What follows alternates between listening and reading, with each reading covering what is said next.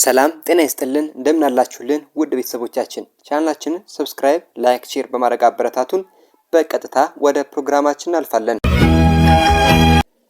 በመካከለኛው ምስራቅ በረሃዎችና በተራቆቱ ተራራዎች መካከል ለአራት አስርት ዓመታትን ያህል የፋርስን መንፈስና ፖለቲካ የገዙት አያቶላህ አሊ ኻሜኔይ በአንድ እጃቸው ቁርአንን በሌላኛ እጃቸው ደግሞ የአገሪቱን የመከላከያ ቁልፍ የጨበጡ የዘመናችን መንፈሳዊ ንጉስ ነበሩ።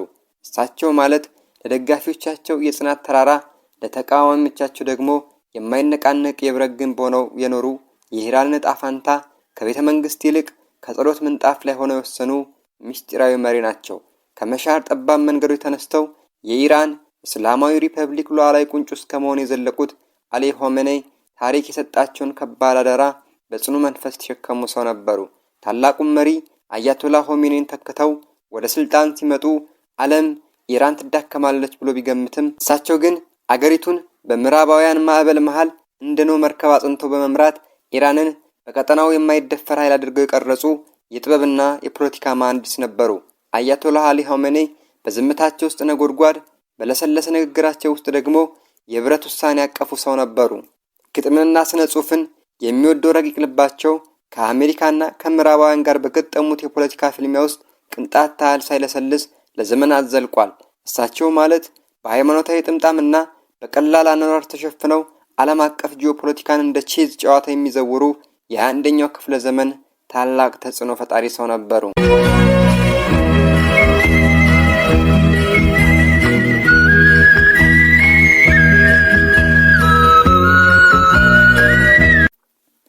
በፋርስ ምድር ቅዱስ ስፍራ በሆነችው በመሻድ ከተማ በ1939 እንደ አውሮፓውያን አቆጣጠር አንድ ህፃን ተወለደ።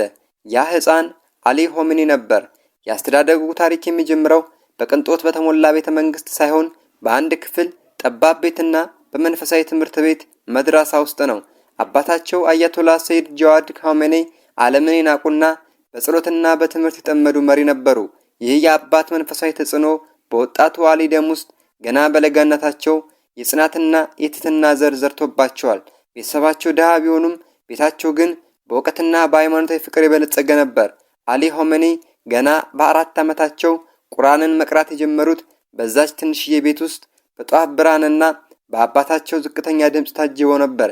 ያ አስተዳደጋቸው ቁራሽ እንጀራ አጥተው ያደሩባቸው ምሽቶችና በጥናት የነጉባቸው ሌሊቶች ለኋላው የፖለቲካ ቁመናቸው እንደ ብረት የሚያጠነክር ቶን ሆኖላቸዋል።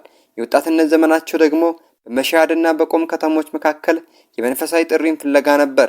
በእነዚያ ጥብቅ የሃይማኖት ትምህርት ቤቶች ውስጥ አሊ ኻሜኔይ የጥንቱን ጥበብ ከዘመኑ የነጻነት ናፍቆት ጋር አዋሃዱ።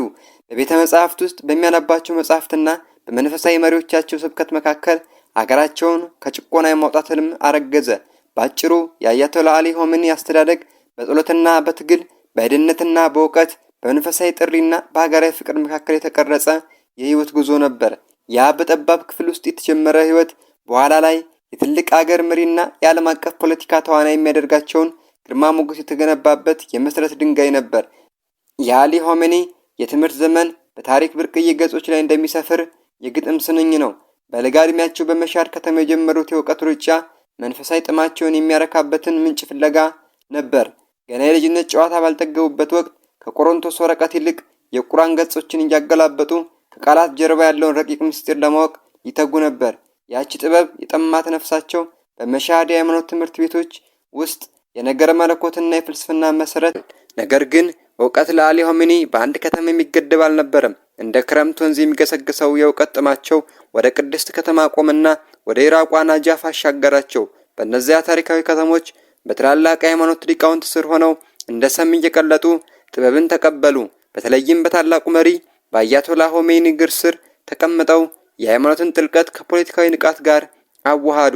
በዚያ የትምህርት ዘመናቸው መጽሐፍትን መረጃ ብቻ ሳይሆን ለነጻነት የሚሆን የትግል ስንቅን የሚለግሱ መሳሪያዎቻቸው ነበሩ። ትምህርታቸው ከሃይማኖታዊ ድንበሮችም አልፎ የፋርስን ስነ ጽሑፍና የዓለምን የታሪክ ድርሳናትን ያካተተ ነበር።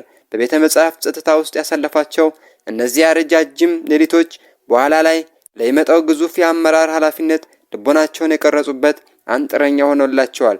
ባጭሩ የአሊ ኻሜኔይ ትምህርት ዘመን እውቀት ለስልጣን ሳይሆን ለነፍስ መታነጽ፣ ለጥበብ መበልጸግና ለሀገር መቆርቆር መሆኑን ያሳዩ